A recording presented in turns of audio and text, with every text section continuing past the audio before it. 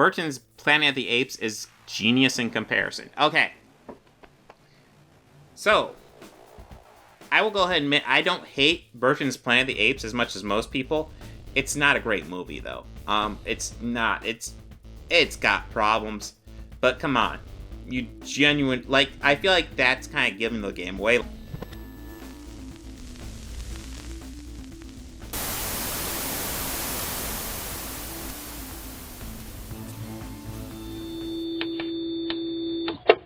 Yeah, you know what? I wanted to go over...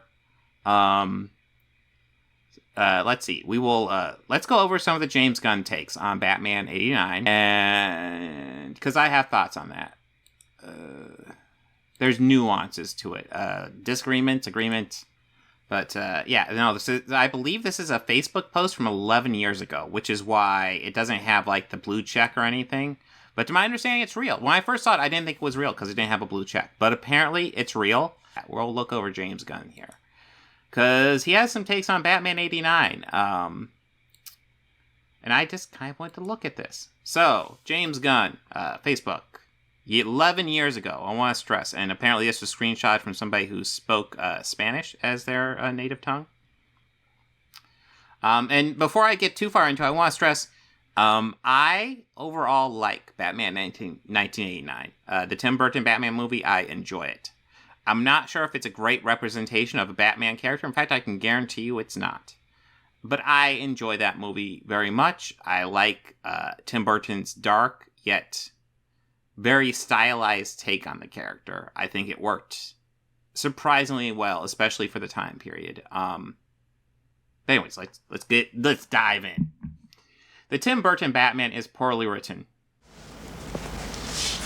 You look fine. I didn't ask. Okay, I might give him a point on that one, because I just said I liked it. I don't really like it so much for the story. I think the story is a little haphazard and half-assed. I think what saves it is the direction and the acting. Made mistakes. Then he had us. That's right, shot! Now you want to get nuts! Come on! Let's get nuts. Anyways, next. The soundtrack is the worst work of everyone involved. Okay, so first of all, I'm going to go ahead and completely disagree about the Danny Elfman soundtrack. Danny Elfman, I think, turned in one of his best soundtracks for the Batman 89 movie.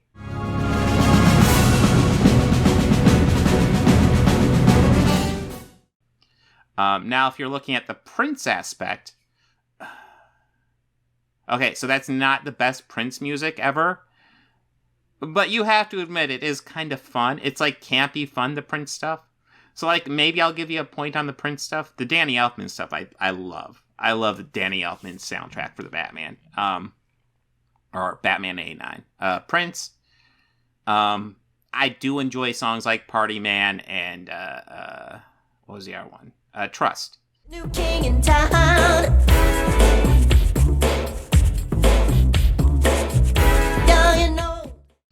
Those were big songs in the movie as well.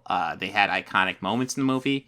And I thought, you know, they were cheesy and goofy in the movie, but I thought, like, it works. Like, there's, like, this cheesy but dark aesthetic to that movie that I enjoy. It's an interesting mix, and I think the movie actually pulls it off decently well. Just. But that being said, if you listen to the full Prince soundtrack on Batman 89, there's definitely some duds in there.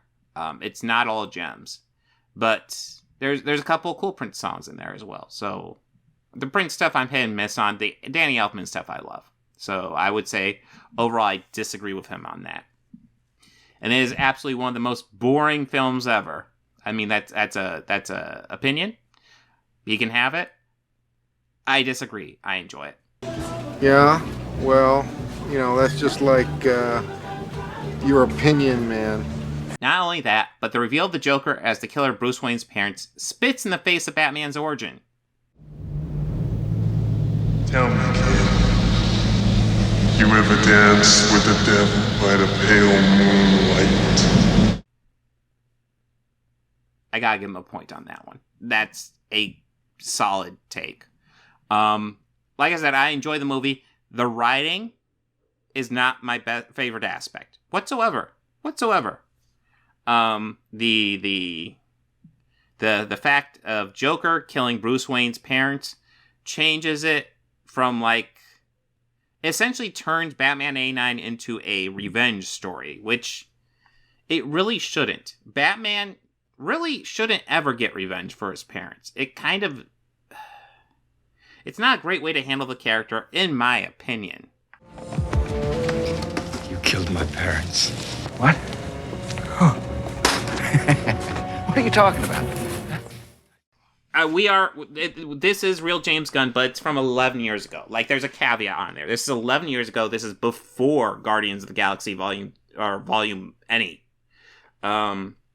This is essentially kind of probably his last days working at Trauma, when he, kind of was just posting stuff to get attention. We have to take everything he posts this time with a grain of salt.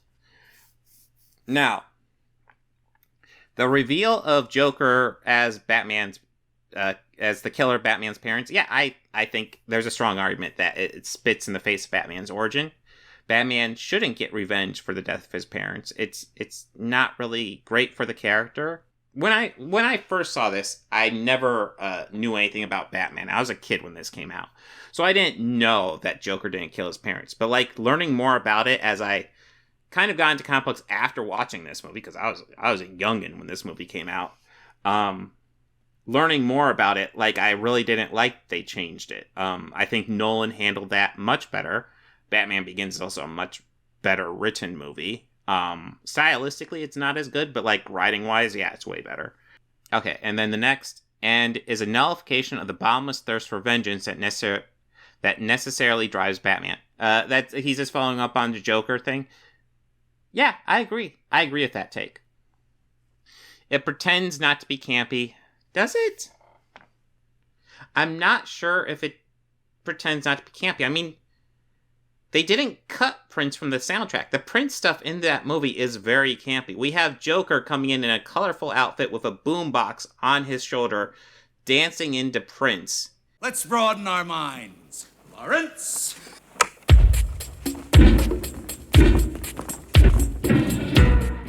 While he spray paints a museum. I think this movie knows it's campy. I don't think it's pretending not to be campy.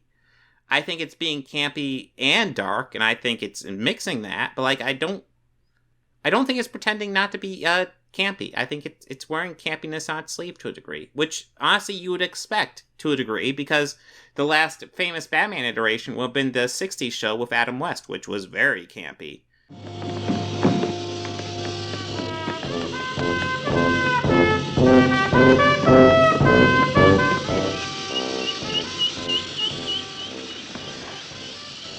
Some days you just can't get rid of a bomb. This is obviously not as campy as that, but, like, there's definitely camp in this movie. I think that's weird to say it's pretending not to be. I think it definitely is embracing it to a degree. Not as much as Adam West did. And on top of that, everything, the dark creature of the night can't even move his fucking neck.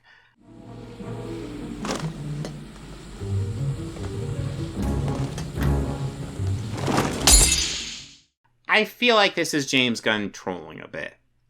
Because the reason he couldn't move his neck was a costuming thing. They couldn't get the costume to look right and have him move his neck. So essentially they had to choose, do we want a Batman costume that looks cool or a Batman costume that would be practical? And Tim Burton is a very stylized filmmaker. He has his style and what he does with it very specifically. You can tell it's a Batman, Tim Burton movie just by looking at the damn thing. So, yeah, he chose to go with the stylized version of the costume instead of the more practical one, which makes sense. And I'll go ahead and say this. I think the Tim Burton Batman costume is one of the best looking Batman costumes.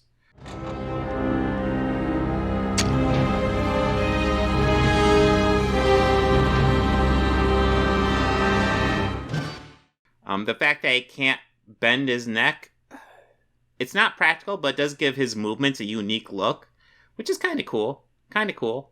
It's not practical remotely, but it's kind of a cool look. Again, Tim Burton is much more into being, like, looking cool. And then Give Me a Fucking Break. It's a ridiculous, awful film. Disagree. It's a take, though. Burton's Planet of the Apes is genius in comparison. Okay. So, I will go ahead and admit, I don't hate Burton's Planet of the Apes as much as most people. It's not a great movie, though. It's not. It's got problems. But come on. You genuine... Like, I feel like that's kind of giving the game away. Like, this is definitely James Gunn being a bit of a troll. He is talking about how Planet of the Apes is better than Burton's Planet of the Apes. I want to be specific because there's lots of great Planet of the Apes movies. Burton's Planet of the Apes is better than Batman 89. I mean, that's a take. That's a take. What? No.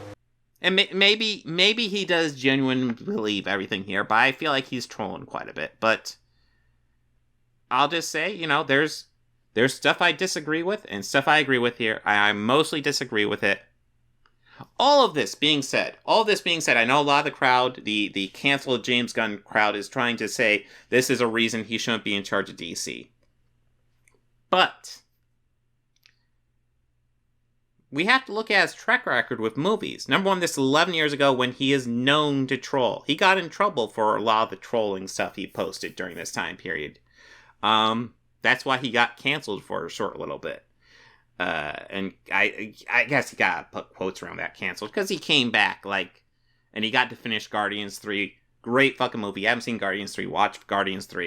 In fact, I love every single James Gunn superhero project, pretty much. Anything that, like, he's been primarily involved with, the Guardians movies, the Suicide Squad, the reboot that he did, Peacemaker TV series, all of that is fucking gold, and I loved it.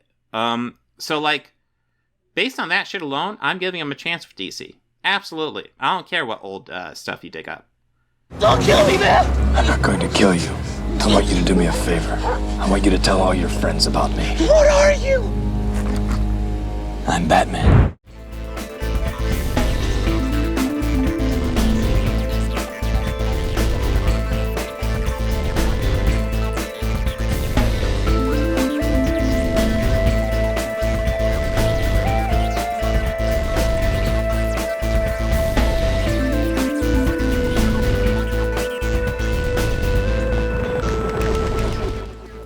Books, records, films, these things matter.